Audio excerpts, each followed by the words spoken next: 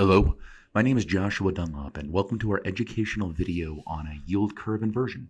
Here we talk about what a yield curve is, what happens when a yield curve inverts, and general analysis on what this typically means. Let's get started.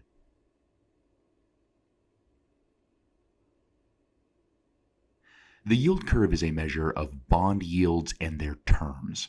Shorter term bonds, like a 3-month bond, will normally have a lower yield than a 10-year bond will have. This is to compensate investors for locking up their money for longer. Here is a normal yield curve. I randomly chose a date from the Treasury Yield Curve website, the link to that being in the description, and that date is January 3rd, 2005. Here you can see what investors were paid on this day in 2005. You see that the longer the term of the bond, the higher the yield. A normal yield curve will typically point up. Here is the same period from 2023. You can see here that the yield curve is pointing down. This is an inverted yield curve. How did this happen? Every business day, the U.S. Treasury has an auction. That auction determines rates for that day. A yield curve inverts when demand for long-term bonds is higher than demand for short-term bonds. As a result, the auction has to increase yields where there is no demand and decrease rates where demand is high.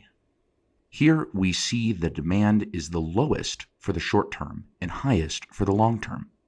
Why would an investor want lower rates for a longer term after I just got through explaining that they wouldn't? Let's take a look.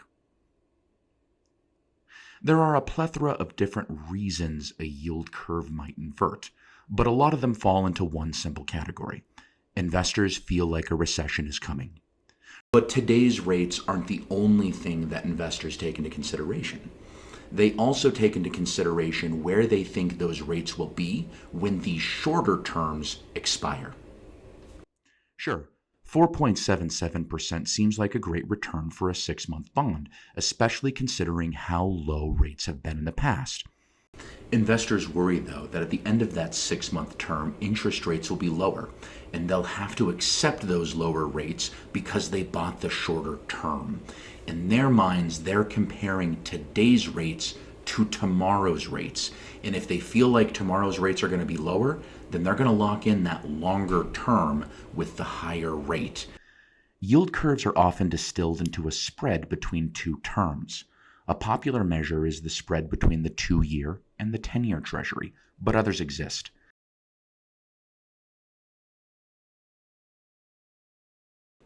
So sure, historically speaking, the yield curve inverting has been a very accurate tool in helping us be able to predict recessions. That said, though, the best way to put a yield curve inversion into some perspective is to say that as the yield curve inverts, the chances for a recession increase. As always, thank you so much for watching. I hope you found this educational video to be informative, and I invite you to subscribe for more content like this.